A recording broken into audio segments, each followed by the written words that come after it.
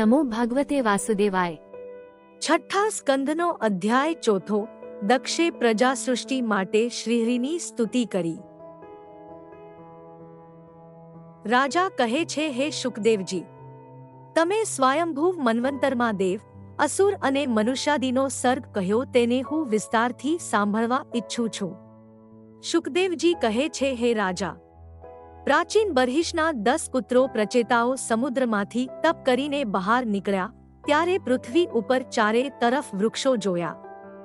તેથી વૃક્ષો ઉપર ક્રોધ કરીને પોતાના મુખમાંથી વાયુ અને અગ્નિને ઉત્પન્ન કરીને વૃક્ષોને બાળવા લાગ્યા। ત્યારે ચંદ્રે કહ્યું, તમે વનસ્પતિઓને ન બાળો, મનુષ્યોને માટે બ્રહ્માએ વનસ્પતિ સર્જી છે, તમારો ક્રોધ શાંત કરો। ટોકાના પિતરી બન્યુટશ પક્ષ્મ સ્ત્રિયાઃ પતિઃ પતિઃ પ્રજાના ભિક્ષુણા ગૃહ્યજ્ઞાના બુધઃ સુહત। બાળકોના રક્ષક માતા પિતા છે, નેત્રની રક્ષા પાપણો કરે છે, સ્ત્રીનો રક્ષક તેનો પતિ છે, અને અજ્ઞાનીનો રક્ષક જ્ઞાની છે।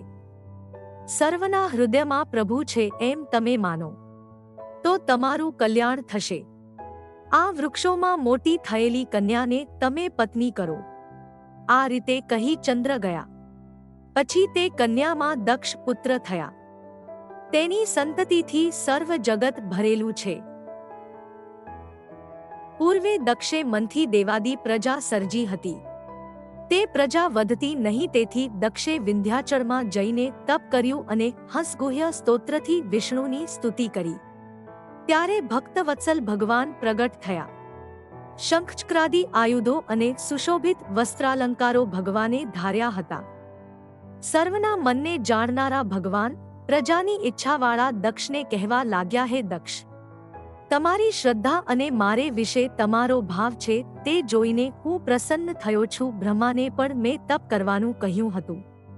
તપના પ્રભાવે જ બ્રહ્માએ તમને સર્જ્યા છે।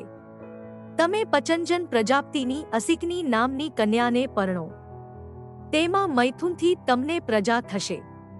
તમારી સર્વ પ્રજા પણ મૈથુનથી સૃષ્ટિ કરશે। છઠ્ઠા સ્કંધનો ચોથો અધ્યાય સંપૂર્ણ।